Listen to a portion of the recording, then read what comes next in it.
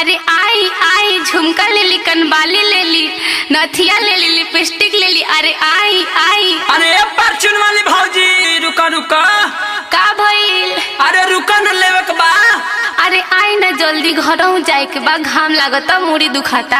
अरे तहरा से ज्यादा तो हम परेशान बनी, मार के मौगी डाई भेज ले बिया। अच्छा ठीक बा बोली के में से चाहिए? अरे एहू में से चाहिए, ओहू में से चाहिए। का?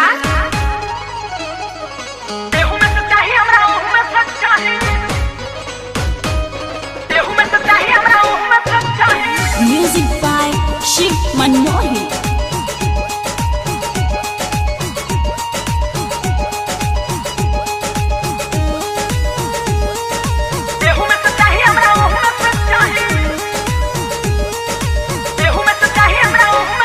सुना परचून वाली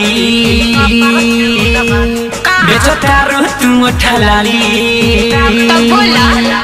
सुना परचून वाली बेचो तारू तू ठलाली। अरे मौगी हमर भेजल बिया मारिए के डाही। हाँ। एहू में से चाहिए हमरा, ओहू में से चाहिए। बोला का हम तहरा पापा से कहे। एहू में से चाहिए हमरा, ओहू में से चाहिए। बोला ना अब तहरा माई से कहे।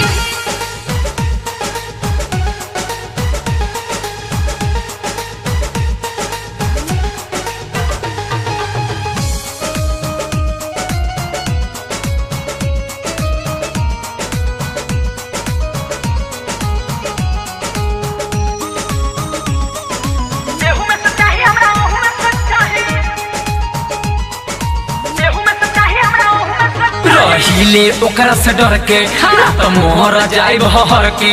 आवेले जब सजिया पे सिंगार मोगी कर के। त मजबूरी नु बातार हो। सुना ना रहिले ओकरा से डर के ना तो मोहर जाए भर के। आवेले जब सजिया पे सिंगार मोगी कर के।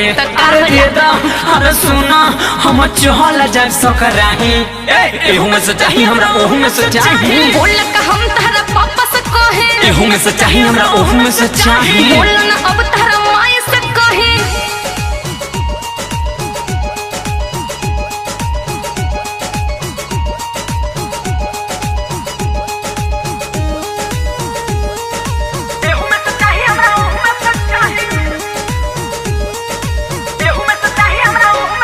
कहेलू काहे जा रे पुरना तारू बेकार।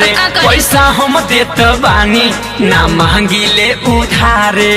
तब पैसा तेरा तक कुछ दे दे। सुना ना कहेलू काहे जा रे पुरना तारू बेकार। पैसा हम देत बानी ना मांगी ले उधारे। संजय साराबी ससिला हाल बनले रही। अच्छा एहू में से चाहिए हमरा, ओहू में से चाहिए। बोला का हम तहरा पापा से कहे। एहू में से चाहिए हमरा, ओहू में से चाहिए। बोला ना अब तहरा माई से कहे। सुना परचून वाली बेचो तारू तू ठलाली। सुना परचून वाली बेचो तारू तू ठलाली। अरे मौगी हमर भेजल बिया मारिए के डाही। एहू में से चाहिए हमरा, ओहू में से चाहिए। बोला का हम तहरा पापा से कहे। एहू में से चाहिए हमरा, ओहू में से चाहिए। बोला ना अब तहरा माई से कहे। अरे हटी होने बड़ा खराब बनी जी। अरे तू तो गलती सोच ललू, हम तो ठलाली मांगत रहनी है। अच्छा जी।